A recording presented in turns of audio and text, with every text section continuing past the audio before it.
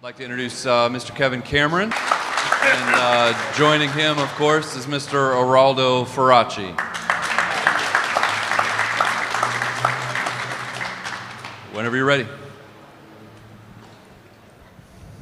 Well, I was terrified when I thought I was going to come down here and talk to you about something. What am I going to talk about? So I went through my notes and I found what I'm going to call the Ducati novel. Like a novel of fiction, only of course this is real. Okay.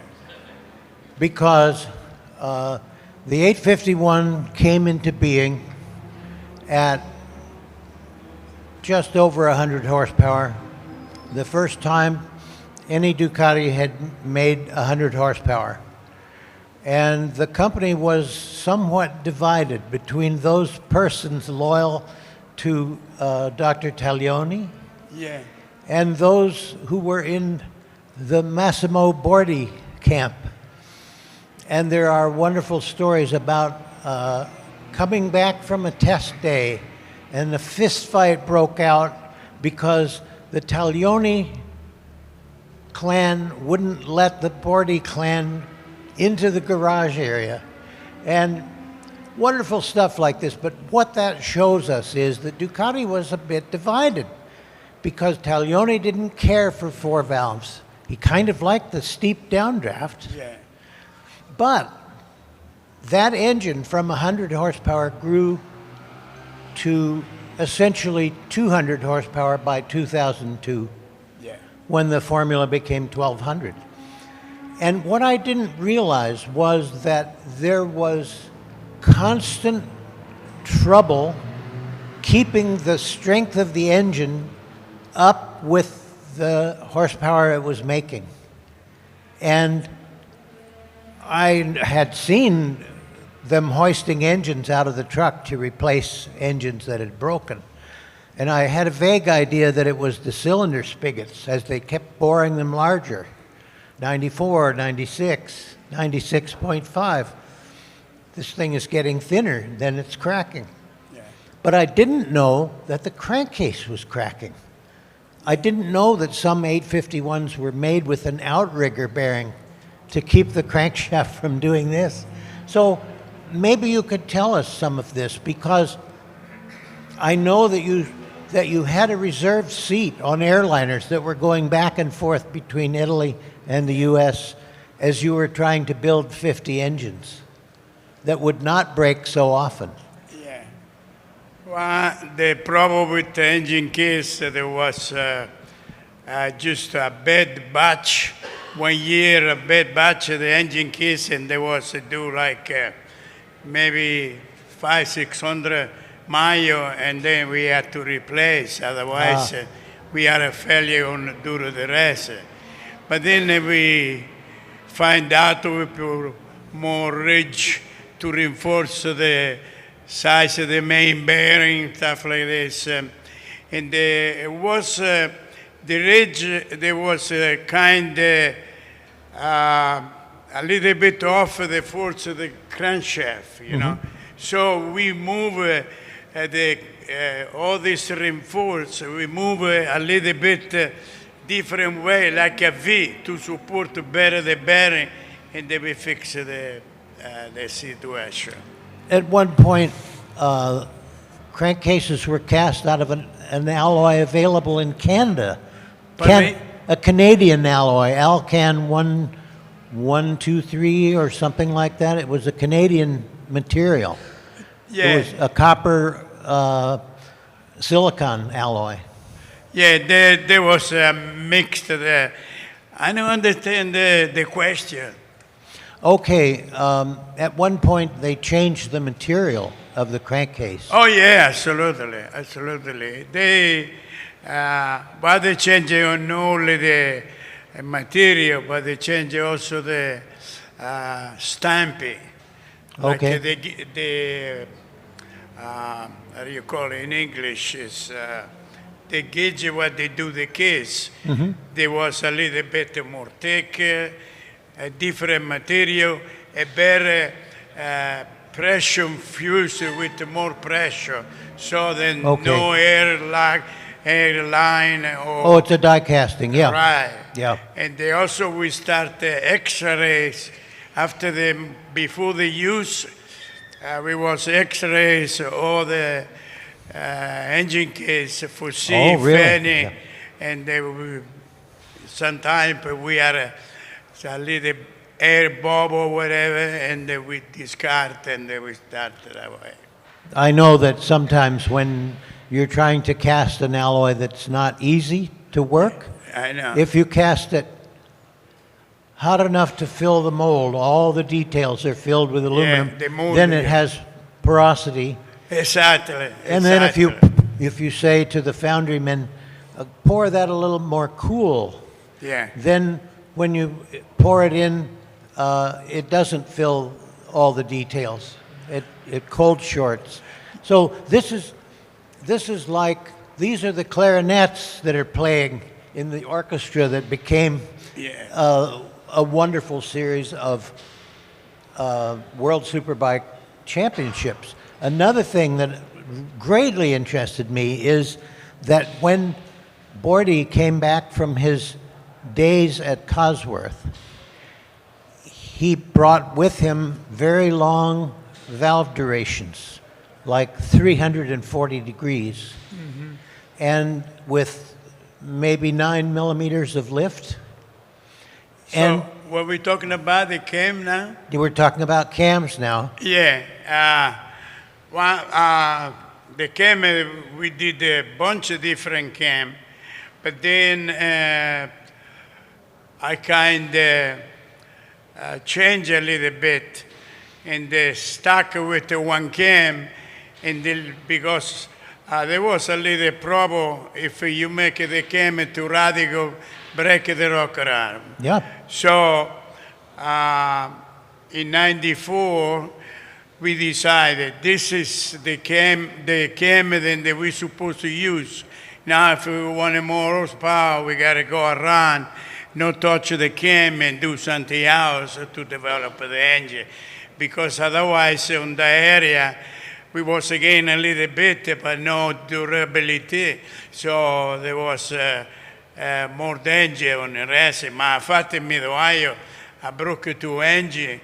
And we was first and second with Pascal Picat and Troy Corsa, and we broke both rocker arms. So from now on, we changed. I went back to we call 131 Yeah. cam, and we produce only that. And forget power, we did the cylinder head work, crank, special light valve. We increase RPM.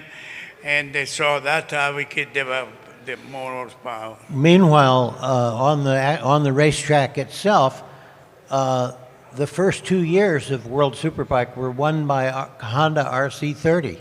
Yeah. And the big difference, the RC30 didn't handle all that well, but it accelerated. Yeah, they are a little more power, a little And more. you would naturally associate strong acceleration with a big muscular V-twin. Yeah. But that is- what I'm told is that the early engines, because of this long camshaft timing and Yeah. not much lift, that they had weak mid-range, yeah, not so strong. the- But there were little steps going towards better. better. So we, like I say, on the cam, once we got to the point, we had like a 6 or 7 different cam configuration, but we stick with that cam. But forget to get the inertia, to get the easy to use irrigation of the engine, stuff like this. We did a mixed choice, like a crank weight and a little the Flavio, to balance it sometimes. But we used to go in Daytona, we put a little more heavy weight. This way, not accelerate only, but continue to go and not go backward. Because sometimes when you have too light, accelerate fast. But then if you go straight away, and the bike was the RPM, you see go backward. So in Daytona, you see you have a lot of straightaway. So we used to put on a little weight on the flyer. Two different people told me that they'd had the experience. They said, every time I ran a light crankshaft at Daytona, I lost top end. Yeah, absolutely, because he accelerated hard and they go backward. And then it don't got enough inertia to continue. Because so that was not just to make one. We had to make maybe 15 different weight until we don't find the one that no was jeopardize, not lose too much acceleration, but also they can go keep him go forward. No go, don't was get the kind of system that we coming out with. It continued to go. He no was get flat. Yep. He just keep on climbing, and then of course we had to start to work also on a valve train, because otherwise, we increase the RPM, and so that is. Well, once upon a time, you told me about the rising friction problem with Testa Stretta. You said around 12,000 RPM when Testa Stretta was new, that friction was rising quickly at 12,000 and making it impossible to go forward. Yeah, excuse me. That thing we did a system. We put a little electrical motor, and we spin all this valve train, this motorometer, and we see how much power was robbed, more RPM. Yeah. So that also, when we did the best cam, and then we see then that it was okay, but don't rob too many horsepower to go around. Yeah. So that was a little bit tricky, but again, lot of testing. One of the Japanese engineers that I met at Kawasaki, his phrase was, necessary many testing. Yeah, that is. And so what you see on the racetrack is these wonderful performances, or a motorcycle stops, and the three top riders go onto the podium, and everyone's cheering. Meanwhile, engineers are trying to catch up on their sleep. Yeah. Because they've been making all these changes. And the way I understand it, what happened with Testa Stretta to fix it was they converted, the camshafts became larger and hollow. Yeah. The camshafts had been on ball bearings, but ball bearings don't have any damping. Like when you put your hand on a ringing bell, the sound stops.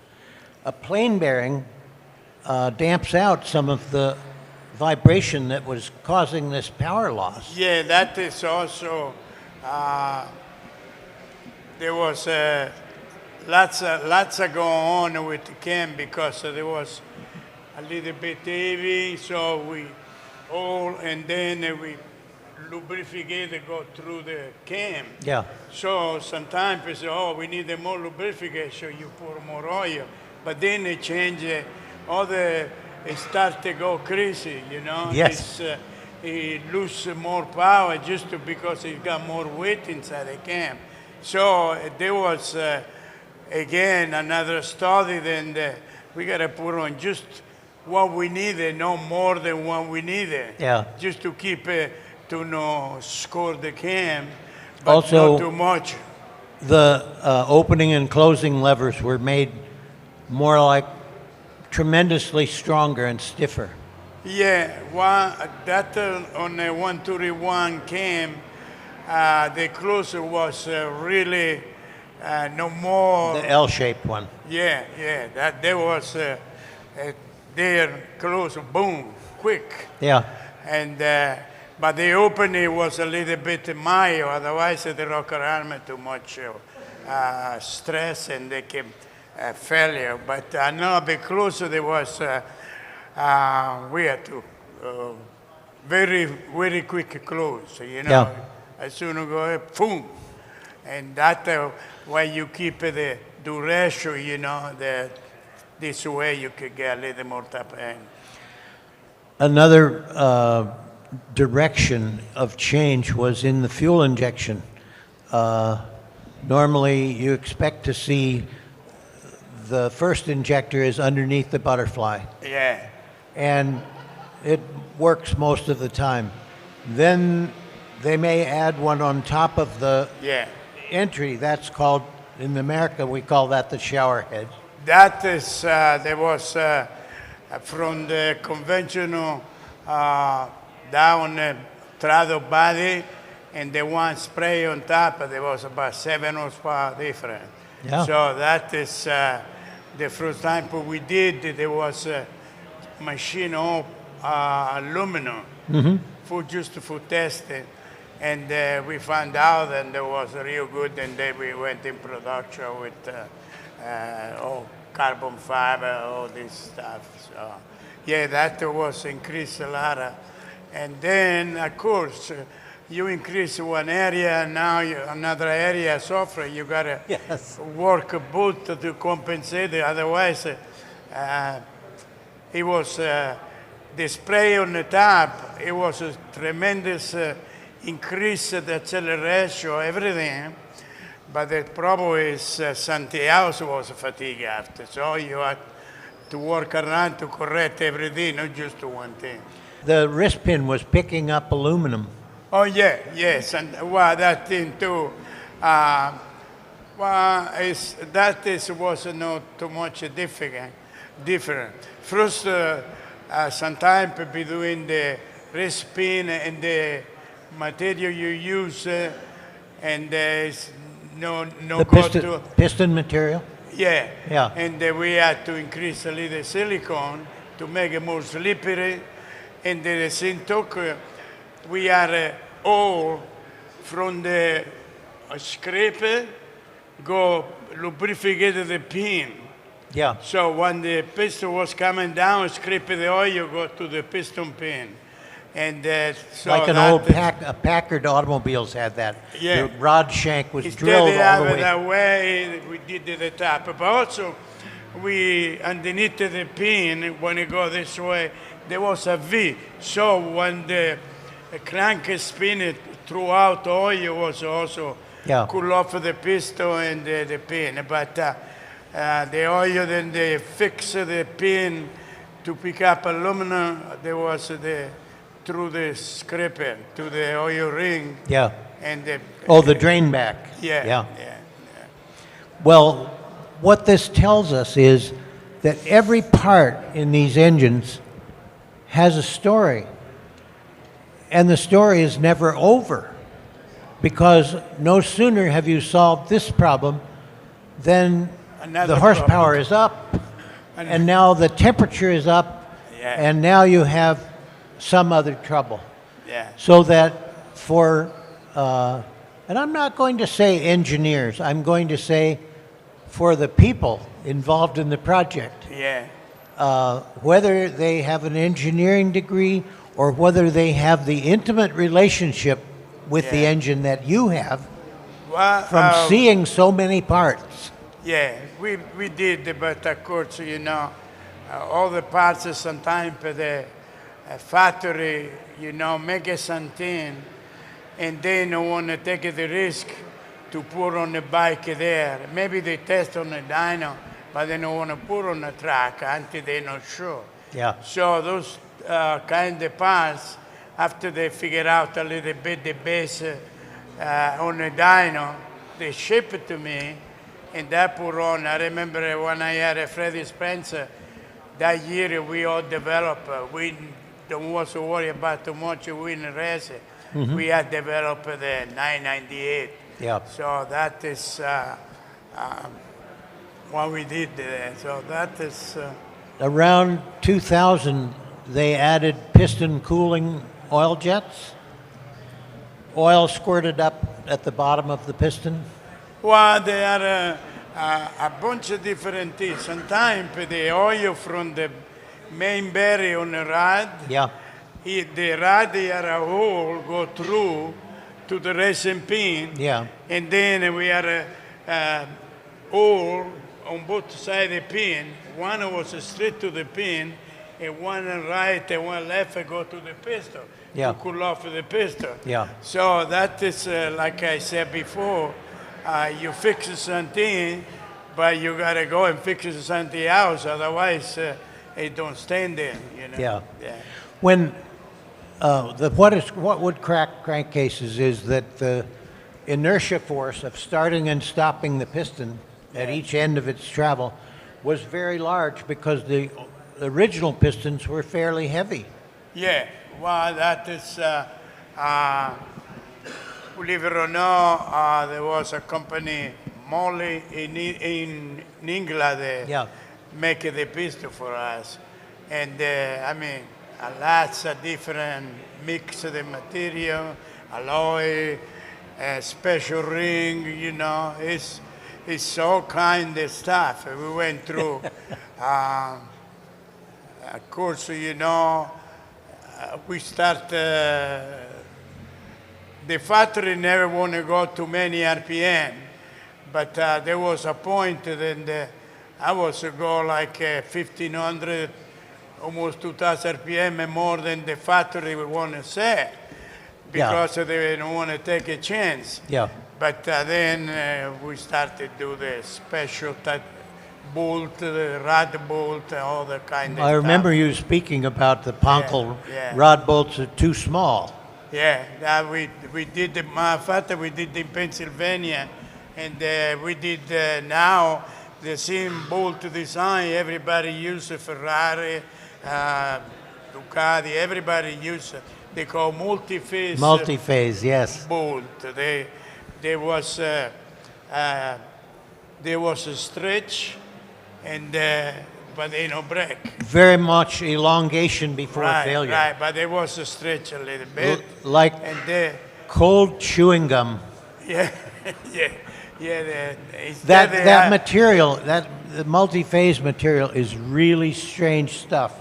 Because if you take a carbon steel and you keep quenching it at a higher and higher temperature, you get great strength, but you get brittleness. Yeah, that is like hardness is count up to a point, because if you go over and they come and break it like a glass, you know. Click. So instead, you know, you gotta work around and find the right stuff. What this multi-phase stuff was like, very hard, rigid bricks in a matrix of hard, cold chewing gum, really.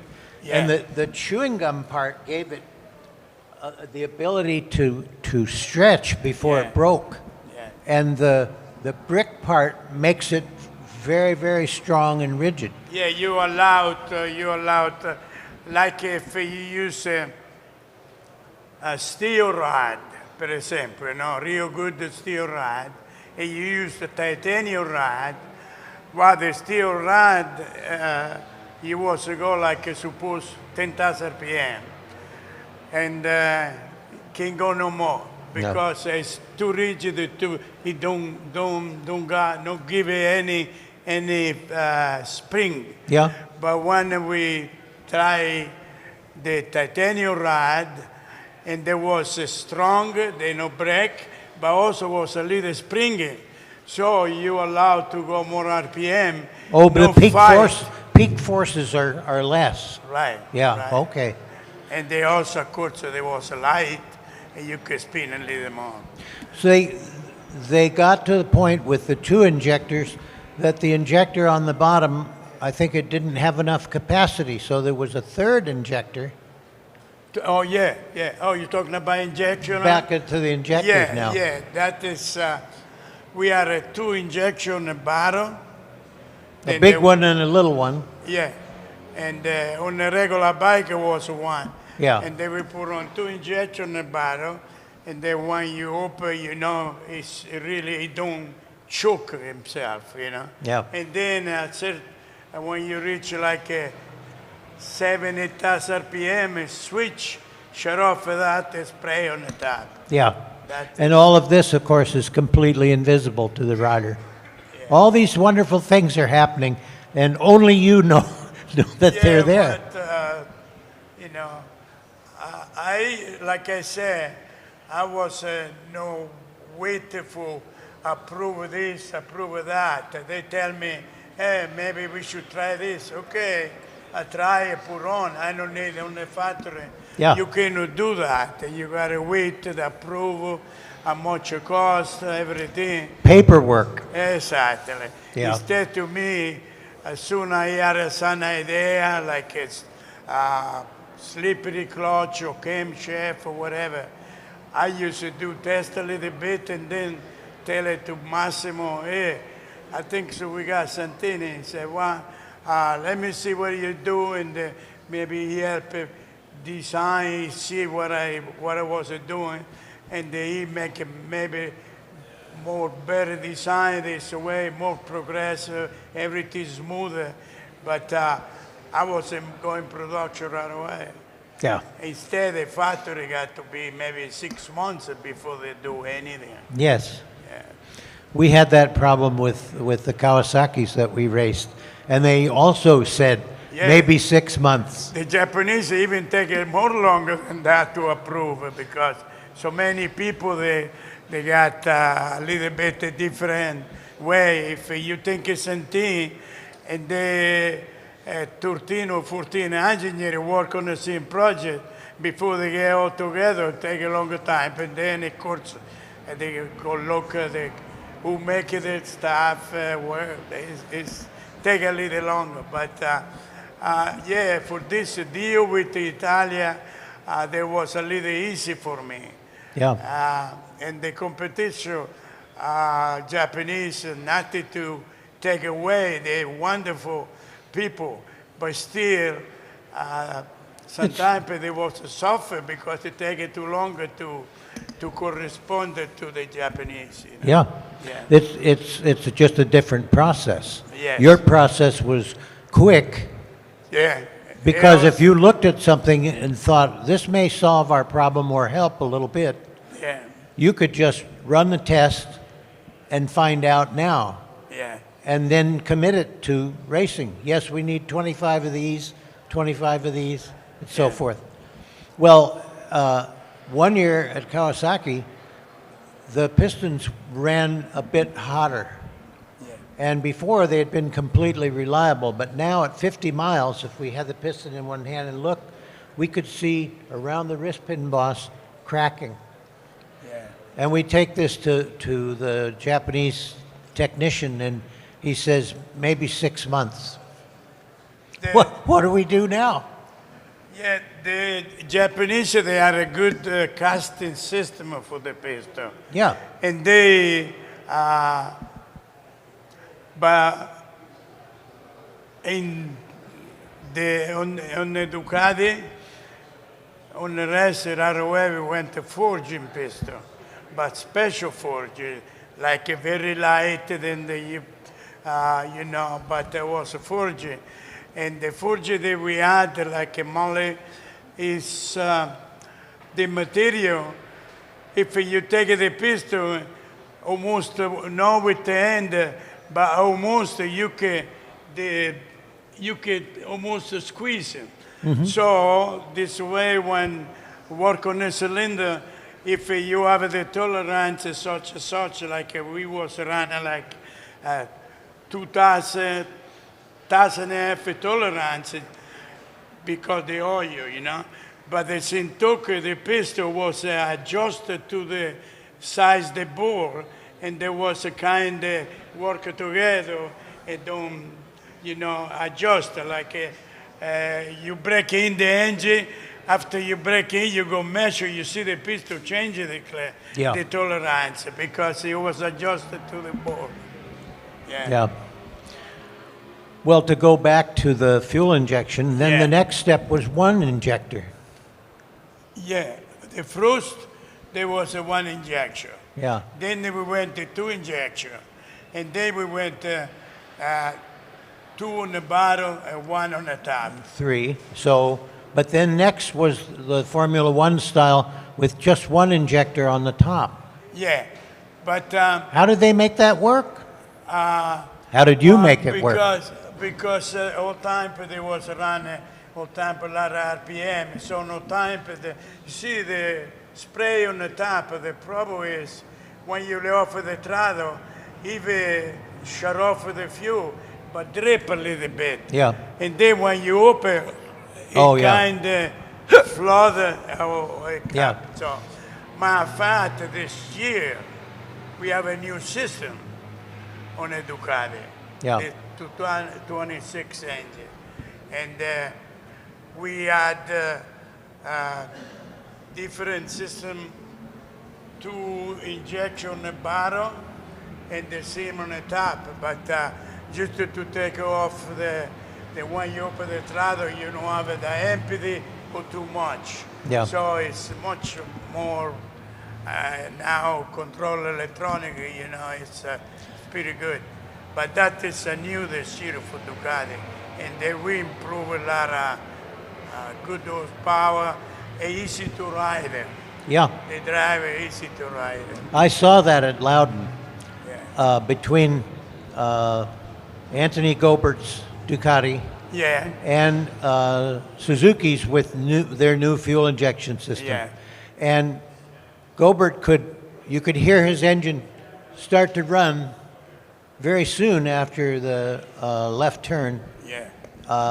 where I was standing. And he's accelerating. The man on the Suzuki comes, and you can see that he's waiting. And he turns the throttle, and there's not a lot happening, and then, and what is he gaining? 0.2 of a second, maybe. Yeah.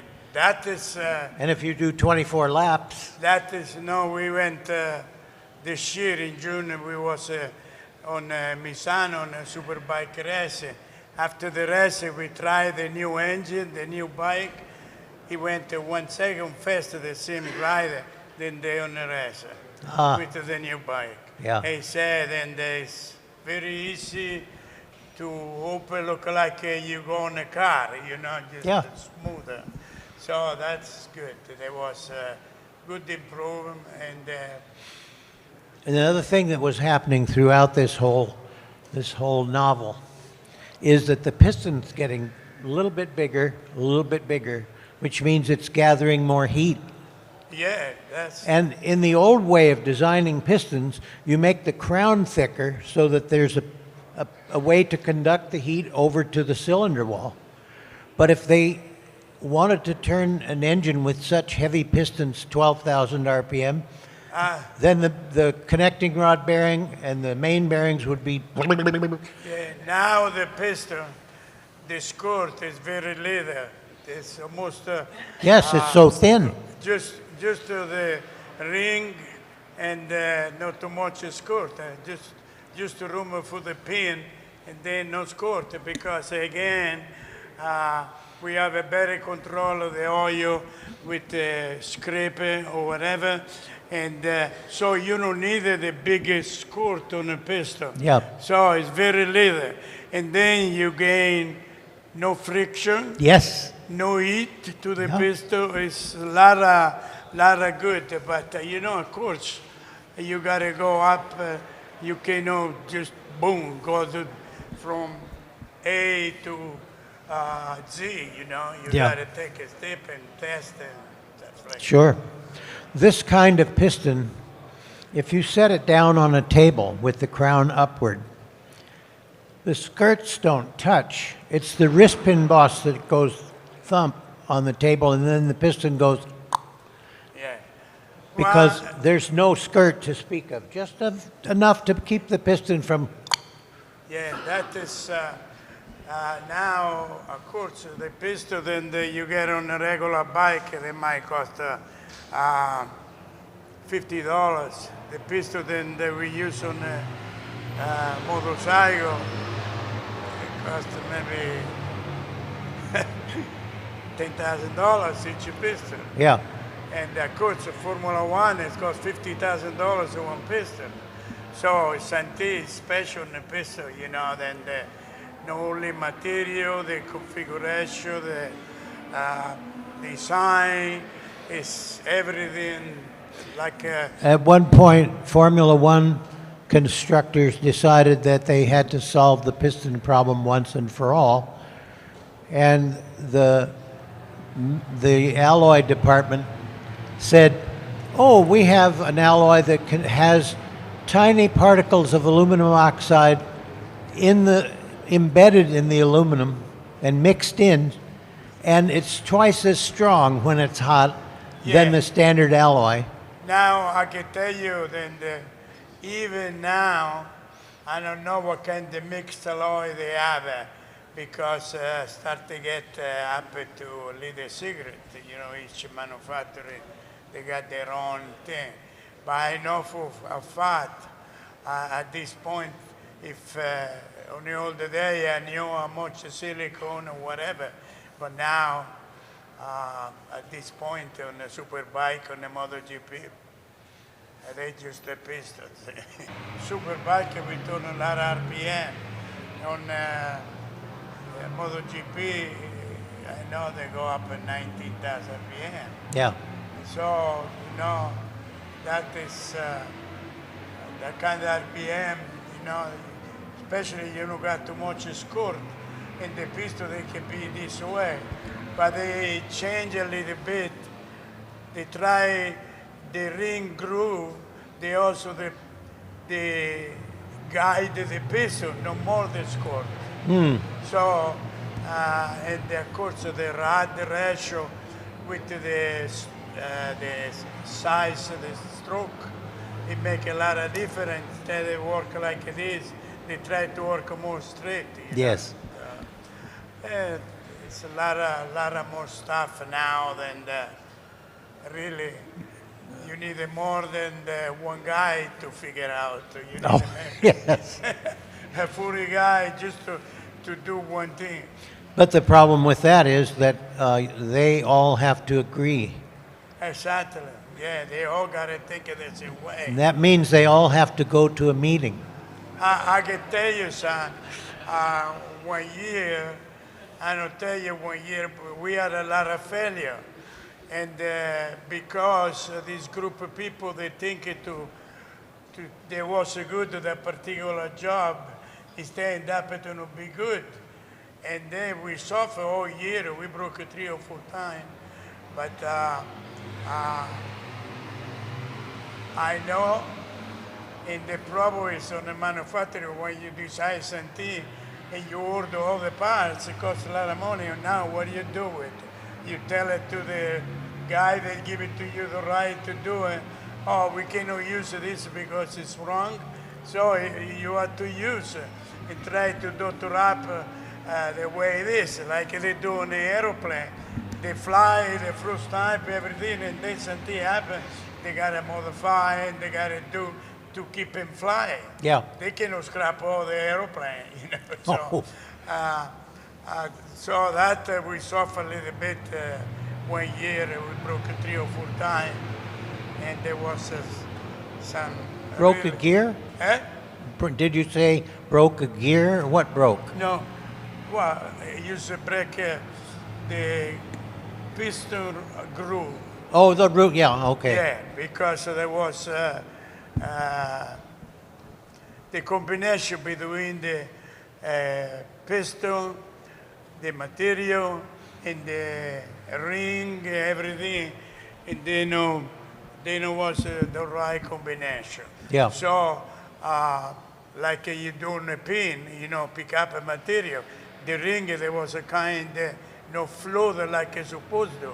Because when you go up, you got to seal, they no bypass down. Yeah. And when you go down, you got to make sure that no oil no go up. So you got to have that tolerance just to right, but also the material. And we had a little bit problem now. Well, 4-strokes can lose a lot of power in the crankcase. Yeah. Even so. So I was hoping that Eraldo would give us this wonderful view of what goes on inside the engine that is unseen, but so important to its functioning. With the two-stroke engines, they had the same problem with you described the wrist pin picking up metal from the piston. They had the piston ring, the top ring, picking up aluminum from the piston. Yeah. And so then they anodized the groove to make it hard. And on diesel engines, there's an iron ring that has the grooves in it to solve that problem.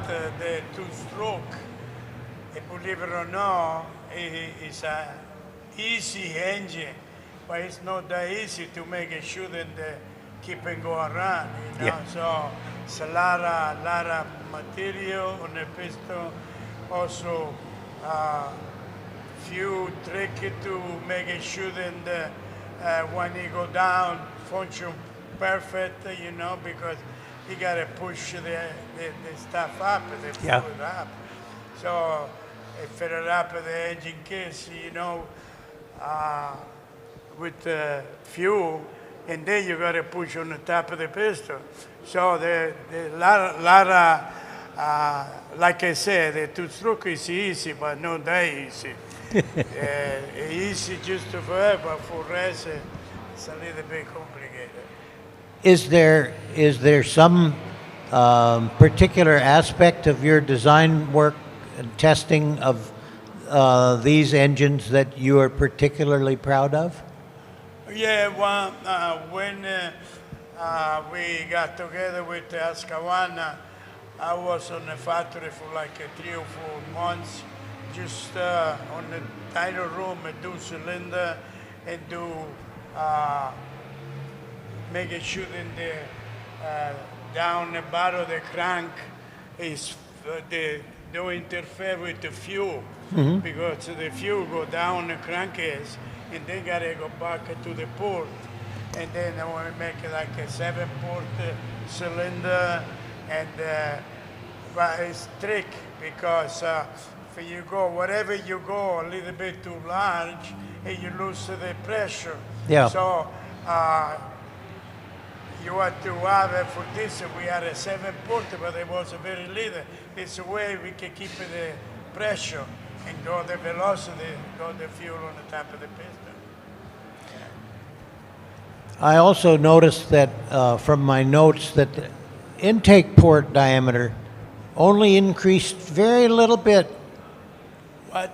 The intake diameter, the port diameter, yeah, that it is- increased only a little bit, and then a change little bit. everything. Yeah, Yeah, especially if you do an engine for motocross, a two-stroke motocross, you gotta pay attention because you might be tricky on the dyno, you see a lot of horsepower, but on the track you cannot use. Yeah, you sure. cannot use it because you don't got no Yeah. power. So that is, I remember when I was over there was an engineer, and they want to see the cylinder that they used to make it just for testing. Say, yeah, this is good for Monza, yeah, not for motocross. sure. And you know, but you know, I once asked Claudio Domenicali yeah, how Ducati was able to get good combustion even though they were constantly changing the bore size, changing the casting, changing the combustion chamber shape. And what he told me was we use mostly 2 variables. One is intake downdraft, yeah, and if it goes down more with the piston, it fills the cylinder better, but it doesn't create so much turbulence. But if it's more like 35 degrees, then it goes across and creates the tumble motion. That is the way they have it. They go down straight.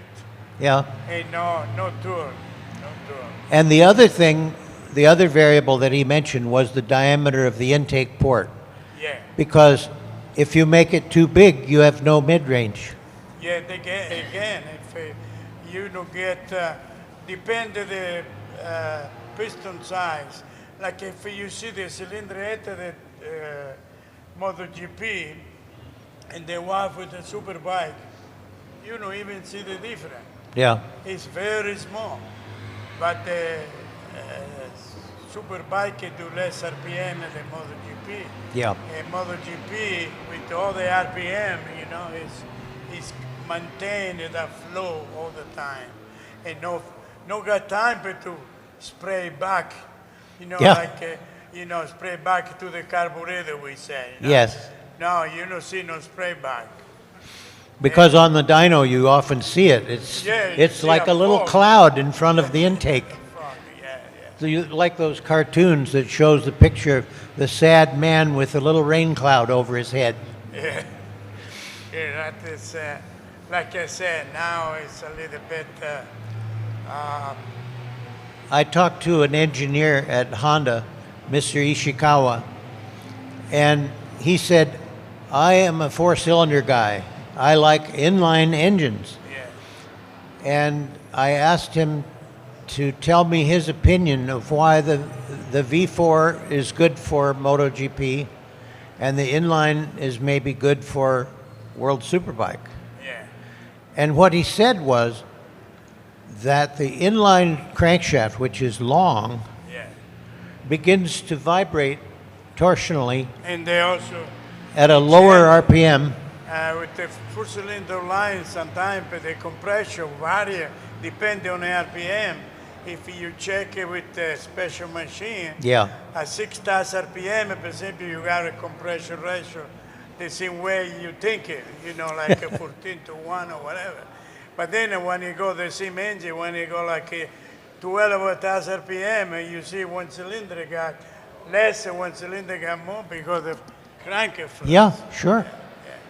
Wonderful. But he said the four-cylinder inline Yeah, begins to have this trouble at around 16,000 RPM, yeah, whereas the short crankshaft of a V4 is stable up to maybe 18,000 yeah. 18, more even yeah. It's, before it begins to. Yeah, between, you know, you got Common Pro, between the, like a Yamaha engine, for example. Yeah, Now they went with the V4 too. yeah, But before, that was a motorcycle, and he had a little less horsepower because he lined, but was easy to ride because it's instead of V, sometimes, you know, when you accelerate and the front wheel coming up, you don't want to stay on the ground. yeah, And so when you go on the tour, you don't want the feeling on the front end. And sometimes people take a longer time to get used to the kind of engine configuration for this. On oh, the because it changes the handling. yeah, on the early day, nobody could drive the Ducati. Only Casey Stone, he was the guy that ride the Ducati because he was a little bit different than anybody else. He was like a Freddie Spencer. He don't need to go a bigger turn. He used to square the turn, open Yeah. the throttle sideways and go. And but not too many people they do now because, especially with electronic, Yeah, that help you, but sometimes it messes you up because you don't get the feeling. Now, as soon you lean over, you open the full throttle and the electronic and do the rest. yeah, And so, you know, you can even make it turn the wheels, spin the wheel too much to slide the bike. yeah. Because sure. the traction controller take over. But also, sometimes, you know, you see on the data, when you take it down the data, and the guy, you see where he brake and where he accelerated. And sometimes, just to make it go a little better, to even say to the driver, but on the throttle, when you up a quarter, instead it's a quarter and a half. Yeah. So it's go. And we reduce a little bit the they stop spinning. We let spin a little bit. Yeah. This way help to do the To turn. turn, yes. To do the turn, yeah. Well, they've given me the 5-minute signal 5 minutes ago, so we are to stop talking now.